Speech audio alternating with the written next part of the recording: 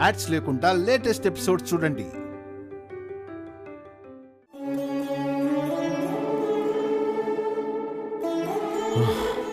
ఏంటి కన్నయ్య, క్షణకాలం ఏం జరిగిందో అర్థం కానట్టుగా మైకం కమ్మేసిందా?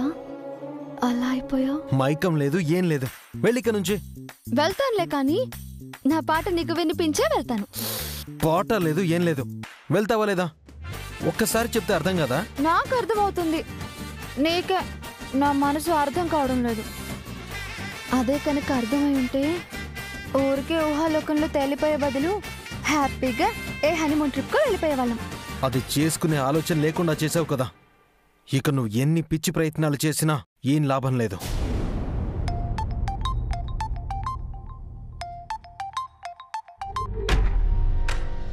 Hello, how are you sir? అవన్నీ ఎందుకులే గాని, ఎప్పుడో కనిపించకుండా పోయిన వాడివి ఇప్పుడు ఎందుకు లైన్లోకి వచ్చావు? సిచ్యువేషన్ డిమాండ్ చేసింది సార్. అప్పుడా ఇప్పుడా? అప్పుడు అప్పులు డిమాండ్ చేశాయి సార్, అజ్ఞాతంలోకి వెళ్ళిపోయాను. ఇప్పుడు మాత్రం సిచ్యువేషన్ డిమాండ్ చేసింది సార్, అందుకే మళ్ళీ రీఎంట్రీ ఇవ్వాల్సి వచ్చింది. రీఎంట్రీ ఏంటి? ఇంకొకసారి ఆ పదం వాడితే చంపేస్తా. ఫోన్ చేసిన విషయం ఏంటో చెప్పు. విషయం చిన్నది కాదు సార్, మీ రేంజ్ విషయమే. ఓ పెద్ద కంపెనీకి సంబంధించిన ఫారెన్ డెలిగేట్ సార్ మీ ప్రోగ్రామ్ కావాలని అడిగారు.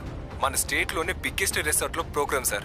మీరు 1 డే కాల్ షీట్ ఇస్తే చాలు, నెక్స్ట్ మీ రాక్ స్టార్ ఇమేజ్ ఇంటర్నేషనల్ లెవెల్కి వెళ్ళిపోతుంది. అది మాత్రం కన్ఫర్మ్ సార్. ఏమంటారు సార్? ఓకే వంశీ, 1 డే కాదు, కాల్ షీట్స్ ఎన్ని రోజులు కావాలో అన్ని రోజులు ఇచ్చేసి అన్ని ప్రోగ్రామ్స్ కన్ఫర్మ్ చేసే.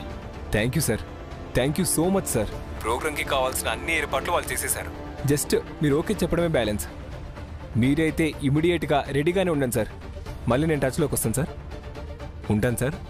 త్వరగా కన్ఫర్మ్ చేయి. ఎస్. అమ్మ నా కన్నయ్య, నేను నీ ముందు పాడే ప్రోగ్రామ్ ప్లాన్ చేసుకుంటుంటే నువ్వెక్కడో పాడడానికి కాల్ షీట్ తీసుకున్నావా? అంతా విన్నావు కదా, మళ్ళీ ఎక్స్ప్లెనేషన్ ఇవ్వాల్సిన అవసరం లేదనుకుంటా. ఎనీవేస్, నేను వెళ్తున్నా. నువ్వు పాటలే పాడుకుంటావో డాన్సులే చేసుకుంటావో నీ ఇష్టం వచ్చినట్టు చేసుకో. కన్నయ్య, నన్ను కూడా. నేను వెళ్లేదే నీకు దూరంగా ఉండాలని. నాకు దూరంగా నువ్వు ఉండగలవా? ఉండగలను కాదు, నీకు దూరంగా ఉండాలని వెళ్తున్నాను.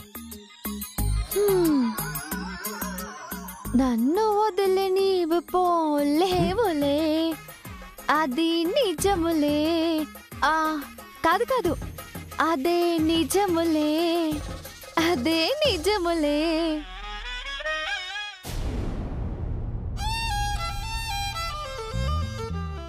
ఓసినా మనవరాలా, ఇంత అందాన్ని రోజు పెట్టెలో పెట్టి తాళం వేసావా? చిన్నోడికి గాని నువ్వు ఇలా కనపడ్డావంటే కళ్ళతోనే నిన్ను తినేసాడు. పో బామ్మ. నేనెక్కడికి పోతానే? నువ్వే చిన్నోడితో కలిసి బయటికి పోవాలి. ఈ బ్యాగుని వాడి బండిలో పెట్టేసి నీ అందంతో గాలం వేసి చాపిల్లలా పట్టేసేయి. బామ్మ, నిజంగానే అంత అందంగా ఉన్నానా? నా బుగ్గ గిల్లుతావేంటే? వెళ్ళి నా మనవడి బుగ్గ గిల్లు, థ్రిల్గా ఫీల్ అవుతాడు. కోపం పంతం పోయి నీ కొంగు పట్టుకొని తిరగాలి వాడు. సరే సరే, వెళ్ళి వాడి కారులో పెట్టేసిరా.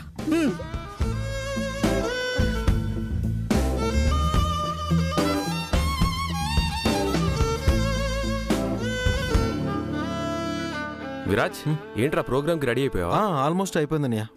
చూసావా, ఓ ప్రోగ్రామ్ ఏదో మిస్ అయిందన్నావు, వెంటనే దానికన్నా ది బెస్ట్ ప్రోగ్రామ్ చేతిలోకి వచ్చింది. ఎనీహౌ, కంగ్రాట్స్ రా. థ్యాంక్స్ అన్నయ్య. ప్రోగ్రామ్ షేక్ చేసేయాలి. ష్యూర్, పక్కా. విరాజ్, నువ్వు ప్రోగ్రామ్ ఇచ్చే రిసార్ట్లో సూట్ రూమ్ బుక్ చేస్తాను. ఎందుకన్నయ్య? ఈ అరేంజ్మెంట్స్ అన్ని వాళ్ళే చూసుకుంటారు కదా. నేను మాట్లాడేది వాళ్ళు నీకు ఇచ్చే అకామిడేషన్ గురించి కాదురా, నీ ఫస్ట్ నైట్ అరేంజ్మెంట్స్ గురించి. వాట్? అవునరా, నీతో పాటు చైత్రం తీసుకువెళ్తున్నావుగా. తనని నేను తీసుకెళ్ళడం ఏంటన్నయ్య? అంటే తీసుకువెళ్ళటం లేదా? అదేంట్రా, ఉదయం శాస్త్రి గారు చెప్పారు కదా. నాకు అనిపించాలి కదన్నయ్య, నేను శాస్త్రి గారు చెప్పారని ఒప్పుకోలేదు. అండ్ ఇది నా ప్రోగ్రామ్, అక్కడికి నేను ఒక్కనే వెళ్తాను. కానీ శాస్త్రి గారు ఏం చెప్పారో సరిగ్గా వినలేదా నువ్వు? మీ ఇద్దరు ఒక్కటవకుండా ఇక్కడ మా జంట ఒక్కడవడానికి ఛాన్స్ లేదంట. అన్నయ్య, ఇవన్నీ నువ్వు పట్టించుకోవడం ఏంటి? అసలు ఈ బాముందే జరిగేదేదో సరిగ్గా జరగనివ్వకుండా లేనిపోని ఫిట్టింగ్స్ పెడుతోంది. ఇది మరీ బాగుందిరా. ఆ శాస్త్రం ఏదో నా చేత్తోనే రాసినట్టు నన్ను ముద్దాయిని చేయడం ఏంటో నాకు అర్థం కావడం లేదు. నువ్వు చెప్పకుండా ఆయన అలా చెప్పడు. పంతుడికి నువ్వే ఏదో చెప్పుంటావు. ఒరే పెద్దోడా, కావాలంటే నీ జాతకం తీసుకెళ్లి మరో చోట ఎక్కడైనా చూపించుకుని తీసుకోనరా. అప్పటికైనా ఈ చిన్నోడికి శాస్త్రం నిజం చెప్తుందో లేదో అర్థం అవుతుంది. అన్ని బుక్కుల్లో ఒకే మ్యాటర్ ప్రింట్ అయి ఉంటుందిలే గాని ఆ విషయం వదిలే. ఆ శాస్త్రి చెప్పాడనో ఆ శాస్త్రం చెప్పిందనో నా మనసుని నేను మార్చుకోలేను. చూడండి, పూజలో కూర్చున్నాను అంటే అమ్మ మాటని గౌరవించి అప్పుడున్న పరిస్థితిని అర్థం చేసుకున్నాను. అంతకు మించి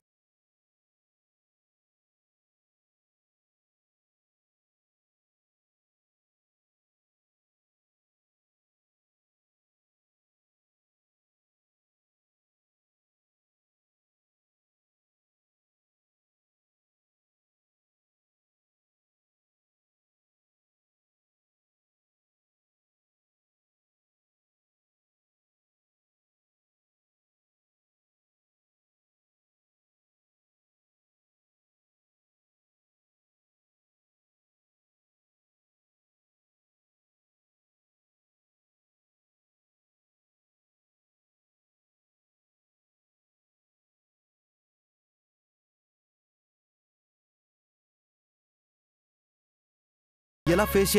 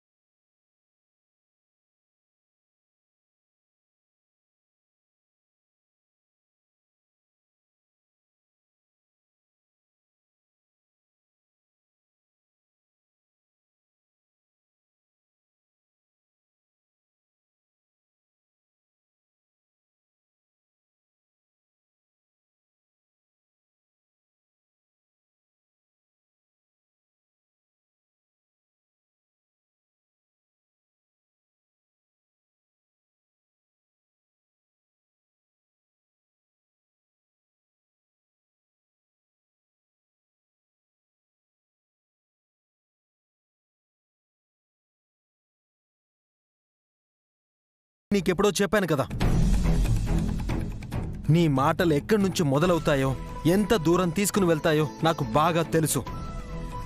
సో ఎవరు ఎక్కడుండాలో అక్కడే ఉండాలి. సరే, ఎక్కడుండాలో అక్కడే ఉంటానులే. నువ్వు నన్ను భార్యగా చూడకపోతేనే నాకు నువ్వు భర్తవే కదా. నీ పనులన్నీ నేనే చూడాలి కదా. నువ్వేం చేయనక్కర్లేదు, నా పని నేను చేసుకుంటాను. ఎందుకు ఏ సర్దకూడదు? ఎవరెక్కడుండాలో అక్కడే ఉంటున్నాం కదా. కూడా రాకూడదన్నావు, ఓకే. బ్యాగ్ లో బట్టలు కూడా సర్దకూడదు అంటే ఒప్పుకునేది లేదు. ఏమనుకుంటున్నావో?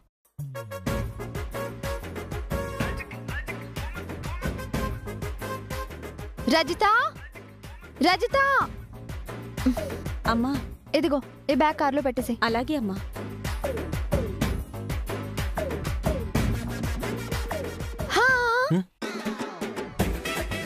ఏంటి వదిలేసి వెళ్ళిపోతున్నావు కదా, పో. 4 రోజుల వరకు రావు కదా, రాకు. నేను ఇక్కడే ఉండిపోవాలి కదా, ఉంటాను. వెళ్ళేదేలాగా వెళ్తున్నావు కదా, ఏదైనా ఇచ్చి వెళ్తే నీ సొమ్మ ఏమైనా పోతుందా?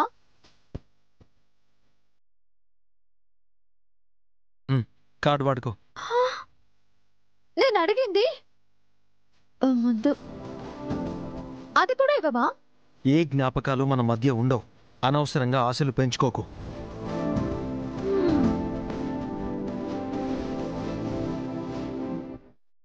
గోమతి, చిన్నోడికి నువ్వైనా చెప్పొచ్చు కదమ్మా. ఏ విషయం అత్తయ్య గారు? అదే వాడేదో ప్రోగ్రాం అంటూ బయటికి వెళ్తున్నాడు కదా, కూడా ఆ అమ్మాయిని కూడా తీసుకెళ్తే వాళ్ళిద్దరి మధ్య ఏకాంతానికి కూడా కాస్త సమయం దొరుకుతుంది. శాస్త్రి గారు చెప్పిన మాటలు కూడా వాడు అసలు మనసుకే తీసుకోలేదు.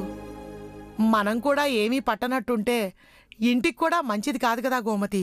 అత్తయ్య గారు, నిన్నంతా వాడికి నచ్చకపోయినా సరే మనం ఎక్కడ బాధపడతామో అని చెప్పిన పనల్లా చేశాడు.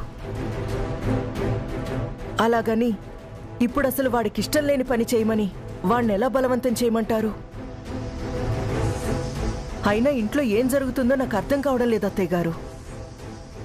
అసలు ఆ అమ్మాయి ఇంట్లో అడుగు పెట్టడానికే ఒప్పుకోని వాళ్ళం ఇంట్లో జరిగిన పూజలో కూడా తనకి భాగం కల్పించాల్సి వచ్చింది. విరాజ్కి ఇష్టం లేకపోయినా బలవంతాన భార్యగా వాడి పక్కన కూర్చోబెట్టాల్సి వచ్చింది. ఇలా తప్పదని తలదించుకుని ఎంతకాలం అత్తయ్య గారు? అమ్మా, మన కుటుంబం తలదించుకునే అంత చెడ్డ క్యారెక్టర్ కాదమ్మా తంది. ఈ ఇంటి గౌరవాన్ని కాపాడడానికి ఎంత బాధనైనా భారాన్నైనా భరించగల ఓర్పున్న అమ్మాయి అమ్మ తను. అలాంటి లక్షణాలున్న అమ్మాయినే కదమ్మా ఈ ఇంటి కోడలవ్వాలని కోరుకున్నావు. మరి కోడలైన ఆ అమ్మాయిలో ఎందుకమ్మా నువ్వు కోరుకున్న గొప్ప లక్షణాలను చూడలేకపోతున్నావు? ఒరే ఆనంద్, ఏ తల్లికైనా కొడుకు సంతోషంగా ఉన్నప్పుడేరా కోడలు మహాలక్ష్మిలా కనపడేది. కాని ఒక అమ్మాయి వచ్చి తన కొడుకు కళ్లల్లో సంతోషమనే ఛాయలు కూడా లేకుండా చేస్తే ఎలా ఉంటుంది? ఆమెలో ఎన్ని గొప్ప లక్షణాలున్నా అవి ఆ తల్లి కంటికి కనపడవు నాన్న. గోమతి, చిన్నోడికి ఆ అమ్మాయికి మధ్య ఉన్న దూరం శాశ్వతంగా అలాగే ఉంటుందని ఎలా అనుకుంటున్నావు చెప్పు? పిల్లల మధ్య ఉన్న మనస్పర్ధలు తామరాకు మీద నీటి బొట్టులాగా ఎంతకాలం నించుంటాయి?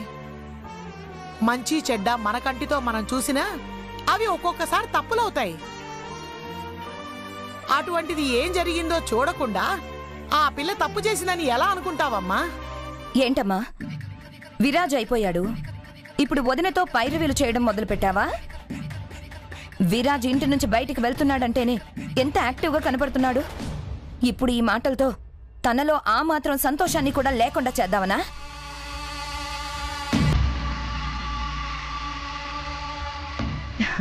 చూడండి తను ఎంత హ్యాపీగా ఉన్నాడో. మామ్, వెళ్ళొస్తాను. అనయ్య, బామా, బాయ్. వెళ్ళు విరాజ్, హ్యాపీగా దర్జాగా వెళ్ళు. మళ్ళీ ఒకప్పటి రాక్ స్టార్లా మెరుపులు మెరిపించాలి. All the best. క్షేమంగా వెళ్ళి కొత్త ఎనర్జీని వెంట పెట్టుకునిరా. షూర్ అత్తయ్య. Bye mom. వెళ్ళు విరాజ్, వెళ్ళు. నీకోసం నీ ఫ్యాన్ వెయిటింగ్ అక్కడ.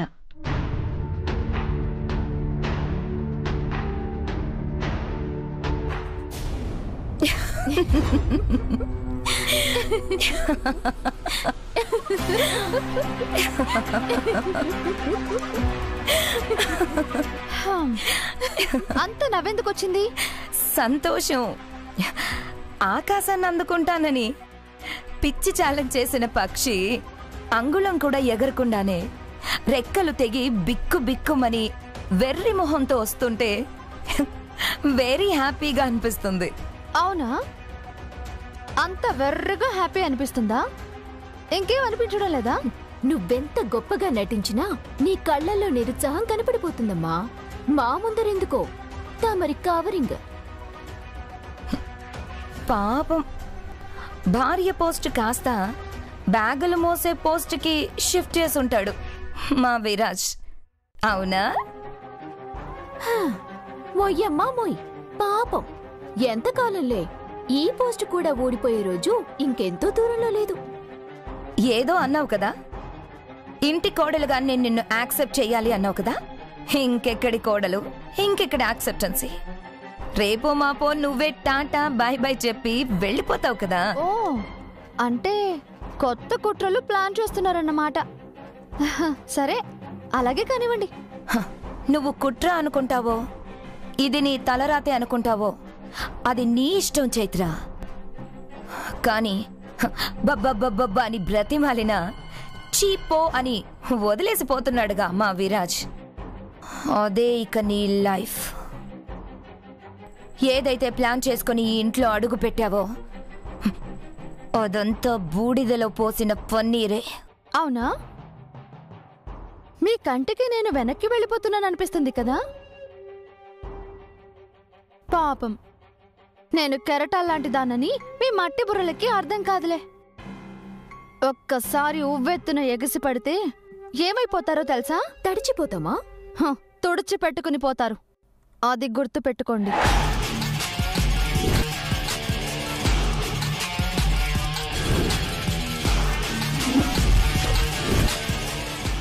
ఏంటే నీ ధైర్యం? ఇదిగో ఈ తాళి. ఏ ఆడదానికైనా ఇంతకు మించిన ధైర్యం ఇంకేముంటుంది? చూడు పిన్ని, ఏదో సంబరాలు చేసుకుంటూ వచ్చారు కానీ మీ సంతోషాలన్నీ నీటి బుడగల్లాంటివి, ఎక్కువసేపు ఉండవు. ఎందుకు అంటే మీ నవ్వు పూర్తయ్యేలోపే మిమ్మల్ని ఏడిపించడానికి నా దగ్గర రంగం సిద్ధమైపోయింది. ఇది క్లియర్ కాన్సెప్ట్ పిన్ని, మీకే అర్థం కావడం లేదు. మీరు నవ్వుతున్నారు అంటే మీరు ఏడవడానికి రెడీ అవుతున్నారు అని. ఈ లైన్ మీరు గుర్తుంచుకోవాలి, సరేనా?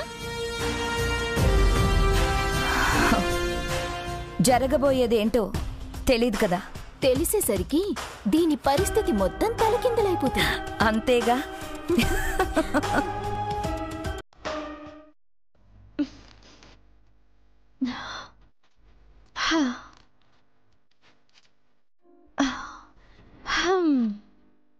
కన్నే లగేజ్ మొత్తం సర్దేశాను.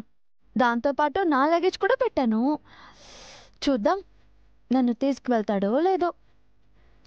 చివరికి ఒక ప్రయత్నం అయితే చూద్దాం.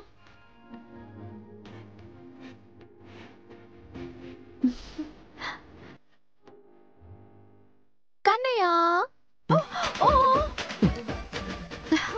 ఏంటి నీతో పాటు నన్ను తీసుకెళ్ళనన్నావు, మరి కొంగుని తీసుకెళ్తున్నావు? అన్ని దొంగ పనులే ఆ కన్నయ్యలాగా. ఆపుతావా? కాస్త హద్దుల్లో ఉంటే మంచిది. చీరా, నువ్వు హద్దుల్లో ఉంటే అది ఆటోమేటిక్ గా హద్దుల్లోనే ఉంటుంది. నేను హద్దుల్లోనే ఉన్నాను.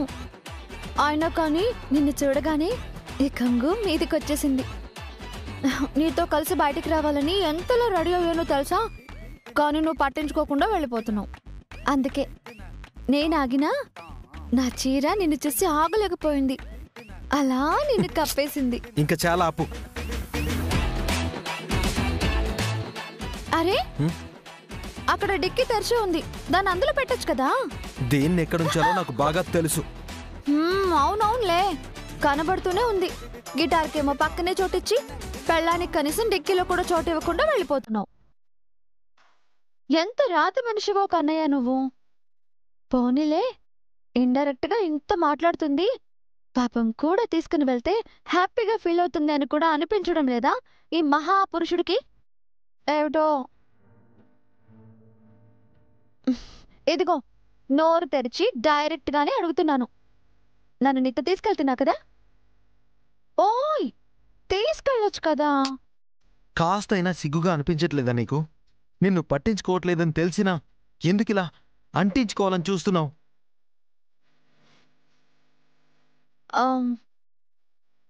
ఈ పెళ్ళం ఈ మగున్నే కదా అంటుకోవాలని చూసేది. అందులో సిగ్గుపడ్డానికి ఏముంది? అయినా ఉండాల్సిందే నీకు.